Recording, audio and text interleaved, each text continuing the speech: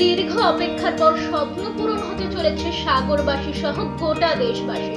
মুড়িগঙ্গা নদীর উপরে তৈরি হতে চলেছে সেতু, আর যেটা তৈরি হলে দেশের বিভিন্ন প্রান্ত থেকে আসা পুণ্যার্থীরা খুব সহজে পৌঁছাতে পারবেন গঙ্গাসাগরে। কথায় বলে সব তীর্থ বারবার, গঙ্গাসাগর একবার।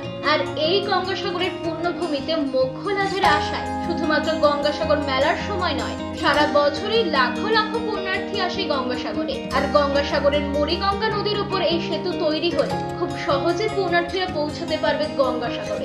2024 থেকে 25 অর্ধবর্ষে বৃহস্পতিবার রাজ্যের বাজেট অধিবেশনে এমনটাই জানানো হয়েছে। মুড়িগঙ্গা নদীর উপরে তৈরি হতে চলেছে 3.1 কিলোমিটার দীর্ঘ সেতু, যা লর্ড নাম্বার 8 থেকে কচুবেড়িয়া পর্যন্ত সংযোগ স্থাপন করবে, যার নাম দেওয়া হয়েছে গঙ্গাসাগর সেতু। প্রকল্পটি সম্পূর্ণ করতে সময় লাগবে 3 বছর, যার জন্য 1200 কোটি টাকা বরাদ্দ করা হয়েছে, যার মধ্যে প্রথম বছরের জন্য 200 কোটি টাকা বরাদ্দ করা হয়েছে। সেতুটি তৈরি হলে শুধুমাত্র পুণ্যার্থীদের যাতায়াতে সুবিধা হবে না, বৃহত্তম পর্যটন কেন্দ্র করে উঠবে এমনটাই মনে করছে রাজ্য সরকার। মূলত গঙ্গাসাগর মেলার সময় দেশের বিভিন্ন প্রান্ত থেকে পুণ্যার্থীরা আসে এই গঙ্গাসাগরের পুণ্যভূমিতে, কিন্তু সেখানে নদীতে জোয়ার ভাটা থাকার কারণে দীর্ঘ সময় তাদের অপেক্ষা করতে হয়, যার ফলে ভোগান্তির শিকার হতে হয় তাদের। পাশাপাশি সাগরবাসীর দীর্ঘদিনের দাবি ছিল যে মুড়িগঙ্গা নদীর উপরে সেতু বন্ধন হলে তাদের জীবনযাত্রার অনেকটাই মানোন্নয়ন হবে।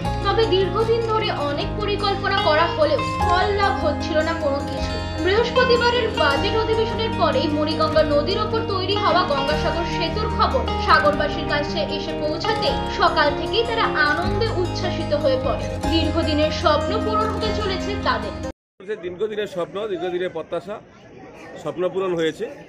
কারণ যাতায়াতের জন্য ভীষণ অসুবিধা হতো, শুধু সাগরদ্বীপবাসী নয়, সারা ভারতবর্ষের মানুষ যারা তীর্থক্ষেত্রে আসা যাওয়া করতো তারা সবাই কালকের এই ঘটনার পরেই সবাই খুশি, এবং সাগরের বিভিন্ন কর্নারে কালকের মামাটি মানুষের সরকারকে ধন্যবাদ জ্ঞাপন করা হয়েছে এই ব্রিজের জন্য, হচ্ছে বাজেট পেশ করার জন্য।